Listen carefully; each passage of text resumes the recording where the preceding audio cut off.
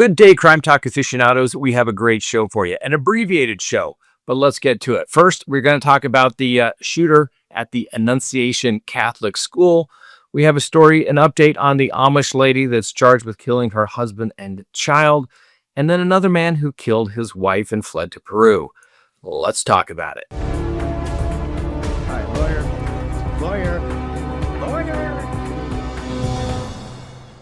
Good day, everyone. My name is Scott Reich, and this is Crime Talk. Thanks for joining us. You know the drill. Subscribe if you haven't. Like if you do. Leave me a comment below. Hit that little bell for notifications. And yes, you can check us out anytime on any of your favorite podcasting apps. And before we get to the docket, let me remind you, go to crimetalksearch.com. Sign up for that background subscription service today. When you do, you'll be able to do as many background searches on anyone that you like here in the United States. You're going to get information that gives you their telephone numbers, email addresses, their social media presence. You're going to find out if they have a criminal history. Are they married? Are they divorced? Do they have liens and judgments? And that's right, criminal history. Are they on one of those sex offender registries? Everything you want to know about somebody that's coming into your life, go to crimetalksearch.com and sign up today. And remember, you can cancel at any time. All right, ladies and gentlemen, it has been a busy couple of days. Yesterday we were in court, did a quick show. It was a little late. And then, well, you know, it was only an 18-hour day. And I have another long day in court today. So let's do an abbreviated Crime Talk today. So first on the docket, a shooter targets children at the Annunciation Catholic School. In a horrifying act of violence, 23-year-old Robin Westman opened fire on worshipers inside the Annunciation Catholic Church during a morning mass on Wednesday, August 27th, killing 2 children and injuring 17 others. Now, the attack, which took place at the church affiliated with the Annunciation Catholic School, has been described by police as a premeditated assault targeting vulnerable children and elderly parishioners.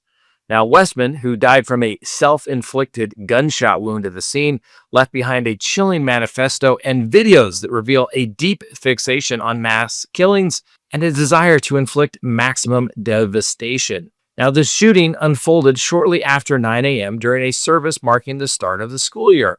Armed with a rifle, shotgun, and a pistol, Westman approached the side of the church and fired dozens of rounds through the stained glass windows, striking children sitting in the pews. The victim included an 8-year-old and a 10-year-old who were fatally wounded, along with 14 other children and 3 adults in their 80s who sustained injuries. 6 of the injured remained in critical condition as of Thursday morning. So Police Chief Robert O'Hara confirmed that the attack is being investigated as an act of domestic terrorism and a hate crime against Catholics. Now, with the FBI is reviewing the evidence of extremist ideologies. Now, Westman, born Robert Paul Westman, and legally changing her name to Robert M. Westman back in 2020, identifies as a transgender woman. Apparently, he changed her name when she was 17 with the mother's consent, who said that the minor identified as a female and wanted to be known as such. Anyway, she had deep ties to the church. Apparently raised in a nearby suburban neighborhood, Westman attended the Annunciation Catholic School, graduated in 2017, and her mother, Mary Westman, served as a parish secretary until retiring in 2021. So despite this personal connection, Westman's actions demonstrated a profound hatred, as evidenced by anti-Christian symbols in her preparatory materials, including an image of Jesus used as a shooting target and phrases like, "Where's your God now?" inscribed on the weapons. Now, prior to the attack, Westman uploaded 2 videos to a YouTube account under her name, which were scheduled to be published and later removed by police. These videos, along with a handwritten manifesto, expressed the extent of her dangerous obsession with violence. In one nearly 20-minute video, Westman repeatedly chanted phrases like, "I can't wait to kill and kill and kill and kill," while displaying her arsenal on a mattress. Now, the weapons and the ammunition were labeled with the names of notorious mass killers, including the Christchurch mosque shooter, the Norwegian extremist Anders Breivik, and the Tree of Life synagogue attacker in Pittsburgh. Other inscriptions included anti-Semitic slurs such as "Jew gas" and "6 million wasn't enough," neo-Nazi references to events like Ruby Ridge and Waco, and messages like "Kill Donald Trump" and "Israel must fall." The videos also featured a drawing of the church's interior being stabbed with a knife, underscoring her targeted intent. Now, the manifesto consists of journal entries spanning from late May to August, further illustrating Westman's evil mindset. And she expressed admiration for school shooters who know what they are doing and planned meticulously for violence and mass death. Now, Westman cited the 2012 Sandy Hook Elementary shooting as her first exposure and favorite, revering perpetrator Adam Lanza. She displayed racist praise for Dylan Roof, the Charleston church shooter who targeted black victims, and professed a love for the awful slaughter of innocents. One entry read, "All these events and stories have only fueled a fire in me to do it right." In planning the attack, Westman noted that Annunciation as an ideal target for its, quote, easy attack form and devastating tragedy, end quote. Considering ways to maximize harm to children while avoiding parents, such as striking during recess or an event at church. A letter to her family within the manifesto apologized for the pain caused, stating, "I am sorry I did not turn out as you hoped. You did not fail me. You gave me so much. I've been corrupted by the world and learned to hate what life is. I'm tired of the pain this world gives out." Westman's premeditated actions and ideological extremism obviously highlights her profound danger to society. Legally purchasing her firearms, she amassed an arsenal and created detailed diagrams of the church, including gun parts for a Ruger Mark IV. Her fixation on glorifying past massacres, combined with explicit calls for more violence, painted a picture of someone deeply committed to causing widespread terror.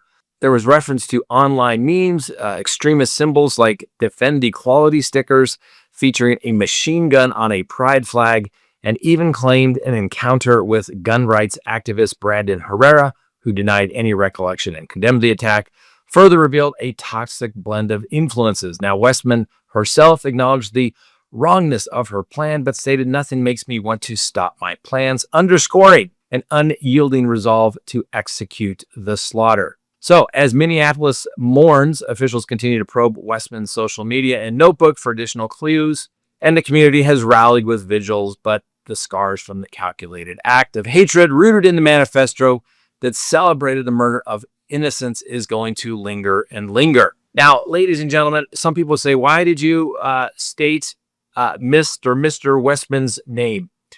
They should be known as the cowards that they are. All right? First, to go around and want to harm innocent children who are attending mass, for God's sakes. Now, if you hate life and you hate this world so much and you don't want to be here, then, they can go do what they're going to do. But why do you have to go hurt anyone? An innocent child, for God's sakes. Parents sent them to this school to get a great education. They're attending mass on the first day of school, and this nut job, and let's call him, her, whatever she is, a nut job. And she should be remembered for being the coward that she is. All right? And it's a political question. We're not getting into politics. We're getting into the facts. But coward. A coward for going after children like this, and a coward for not having the guts to say, let me face my justice. No, they want to take the easy way out, and they took their own life immediately afterwards. Coward, coward, coward, coward, coward. And she should be known, Mr. Robert, whatever their name is, Westman, should be known for eternity as a coward. And that's it. And by not saying their name, almost gives them credence that they're doing something okay by giving them something. No, they need to be known for the coward. Their family needs to be known for being a coward. And, I'm not big on holding other people responsible for the actions of the person that committed them. But remember all those people that wanted to go after school shooters? Did Westman parents know something? Mom, right? Maybe it's time to start using one of those unique legal theories when they go after innocent children, right? If it's good enough for what they consider to be the gun advocate person, why not for the person that is apparently a trans warrior for their cause as well? Something to think about, ladies and gentlemen, but we'll let you decide. Leave me a note in the comment. Next, we brought you the story about the Amish woman the other day that was going to be facing charges. And I asked a question. We were talking about this the other day. Like, I didn't know that Amish could drive in electric golf carts. And somebody said apparently they can because they're making a transition from the buggy stuff because it is considered okay, given the fact that it's solar powered. Who knew? Learn something new every day. That's what I do love about this job. Anyway, all right. I'm sure I'm going to mispronounce this, but authorities in Tuscarawas County have charged an Amish woman with multiple serious offenses following a devastating event at the Atwood Lake that resulted in the death of her young son and husband. Ruth Miller of Millersburg stands accused of deliberately endangering her family, leading to the drowning of a 4-year-old Vincent Marcus Miller and 42-year-old Marcus Miller. Now, the incident unfolded on August 23rd near Atwood Marina West. Now, according to the police, Miller allegedly threw her son into the water from a dock, claiming it was divine directive to test her faith. Her husband attempted to rescue the child, but drowned in the process. Shortly afterward, Miller reportedly drove a golf cart carrying 3 other children into the lake, prompting, obviously, for emergency personnel to arrive. Sheriff deputies arrived to find the scene chaotic, with bystanders and first responders working to save the remaining family members. Now, the 3 children in the golf cart were pulled to safety, but Vincent and Marcus Miller were pronounced dead despite attempts to resuscitate them. Now, Miller has been charged with 2 counts of aggravated murder related to her son's death, 1 count of involuntary manslaughter for her husband's demise, and 2 additional counts of child endangerment. Now, during interviews, she repeatedly referenced spiritual motivations and struggles with mental health, which officials say played a role in the tragedy. Now, the case obviously has drawn a little attention to the family's Amish background, obviously a community known for its insular lifestyle and reliance on faith. Local leaders have expressed sorrow and are providing support to the extended family members. Now, Miller is currently being held without bond, and a preliminary hearing is going to be scheduled for next week. Prosecutors emphasize that the charges reflect the intentional nature of the act, while defense attorneys have indicated they will explore mental health defenses, which is undoubtedly going to be an option, more than likely a competency evaluation and possibly a not guilty by reason of insanity under the laws there. Anyway, obviously, this is a huge tragedy for everybody, not to mention a tragedy to the Amish community as well. But as things developed, the original story was that somehow the husband went out swimming and couldn't make it back. Also, some sort of test of his faith. No, it turns out he was actually trying to save the child. So that's why you got to wait for all the facts to come in. Oftentimes, things develop. And guess what? Just like in life, opinions about a case may change based upon new evidence. You have to do that to be intellectually honest. And next on the docket, a Los Angeles man wanted for murder of his wife, whose body was discovered abandoned in a Southern California forest, has been apprehended in Peru, marking the end of an international manhunt. Now, Josemar Henry Cabrera was taken into custody by Peruvian authorities after allegedly fleeing the United States with the couple's 3 children. Now, the case began earlier this month when the remains of Ana del Rosario Polanco de Cabrera were found in the national forest near Los Angeles. Investigators believe she was killed in their home before her body was transported to the remote area in the forest. Now, Cabrera quickly became the prime suspect, with evidence pointing to domestic violence as a potential motive. Following the discovery, Cabrera reportedly crossed into Mexico and then traveled to Peru, taking the children, who are ages 2, 4, and 6, with him. The U.S. officials coordinated with international law enforcement, leading to his arrest in Lima. The children were safely recovered and are being evaluated before arrangements for their return. Now, Cabrera faces charges of first-degree murder there in Los Angeles County, with prosecutors seeking extradition, obviously from Peru. And court filings describe the crime as premeditated, involving efforts to conceal the body and evade capture. Family members obviously express relief at the arrest, but obviously have profound grief. So, ladies and gentlemen, that's all we have for today. Like I said, on the road, hotel room, long day. Thanks for watching. We'll see you next time. And remember, the Constitution matters.